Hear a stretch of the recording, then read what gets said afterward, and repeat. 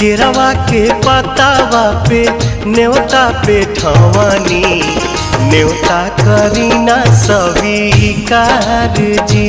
हाँ लिहिनाया रख मोर आदित्य गोसाइया, परती के सुन ली पुकार जी।